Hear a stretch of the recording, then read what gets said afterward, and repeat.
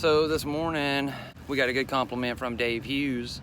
Hey, I'm really enjoying MRW 7180. He's got a kind of an interesting vibe there from Alabama, kind of that Casey Neistat kind of style there.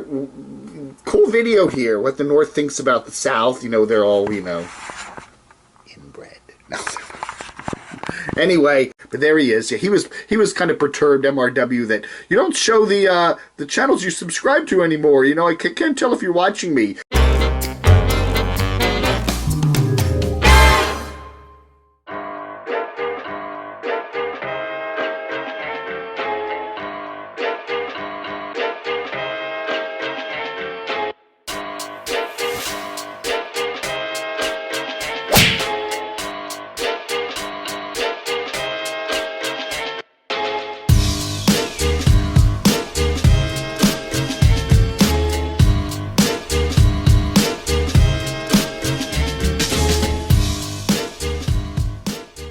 Today, we're waking up here in Selma again.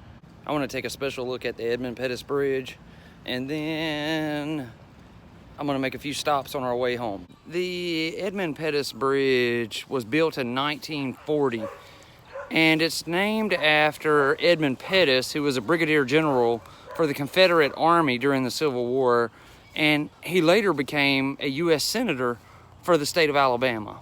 It became a national landmark because on March 7th, 1965, the foot of the bridge was the setting for Bloody Sunday, the site in which Martin Luther King Jr.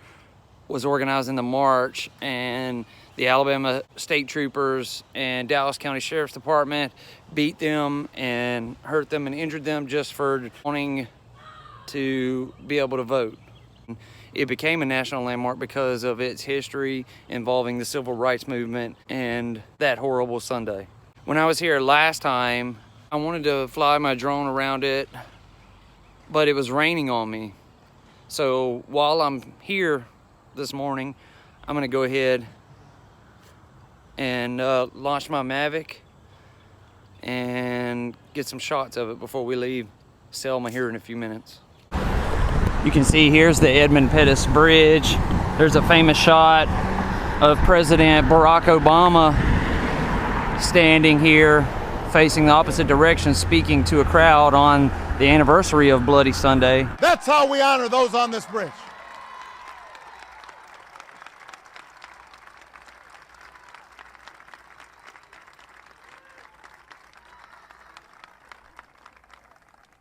Of course, our democracy is not the task of Congress alone.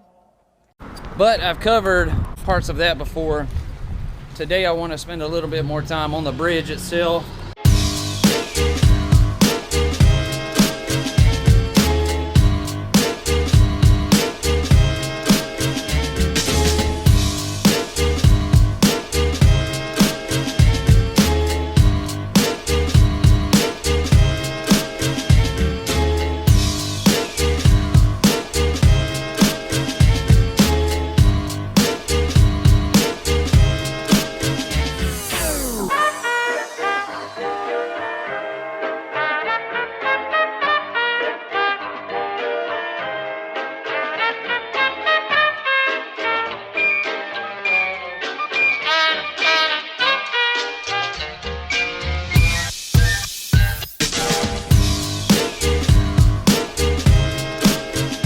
I'm out on the Alabama River, and I'm actually at another dam. This is the Robert F. Henry Lock and Dam. It's not a hydroelectric plant like the other one, and I was thinking maybe it wouldn't be a no drone zone since it's not a hydroelectric. But when I got here, this is what I saw. If you remember, I did a video called The Perfect Day, and I was down at the riverfront and I was talking about how the Harriet riverboat was missing, that it must be off somewhere for maintenance. The riverboat is not out here, which would normally be in the water right there. I don't know if it's out on a cruise or getting maintenance done to it, but it's not here. And the riverboat provides some good pictures, so it kind of sucks that it's gone. Well, I found it. She is sitting right there, getting maintenance, I guess, getting ready for the summertime. When I decided to come up here, I never expected to see her sitting there. I better walk over here and just double check and make sure that there's not a sign up saying no drone zone. This facility is a lock and dam, not an electric plant, which means the ships, you know, go into the slot and that's how they get through. I see there's some gentlemen off in the distance there in their boat fishing. I was just talking to the captain of the Harriet there behind me. He said they had to take it down to Mobile, and they have to do that every 5 years so the Coast Guard can inspect the bottom of the ship and make sure it's okay. So they're headed back home now, but they got caught up with a bunch of flooding and storms on the way. He said they left January 2nd, headed to Mobile. They left Mobile, headed back to Montgomery on February the 6th, and they're just now here. It's about 51 miles of river between here and Montgomery, with all the snaky curves and all that stuff. Of course, you know, by car I'll be back in Montgomery in 15 or 20 minutes, but he said it'll take them a whole day to get there. So it's good the Harriet's coming back just in time for all this nice warm weather for people to ride on the Harriet. My sole purpose in coming here today is because I wanted to fly the drone. So that's what I'm going to do now. We're going to put the drone up, try to get some good pictures.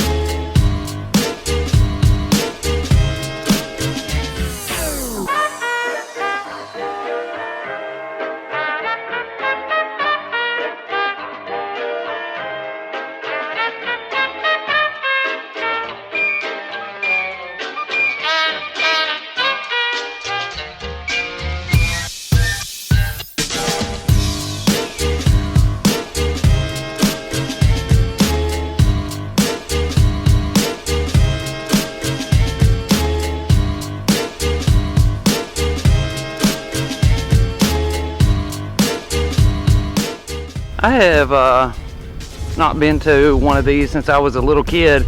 I had no clue what they looked like or you know, what went on here. So it's pretty neat to see. I'm glad that I was able to fly the Mavic here today and get these shots of this.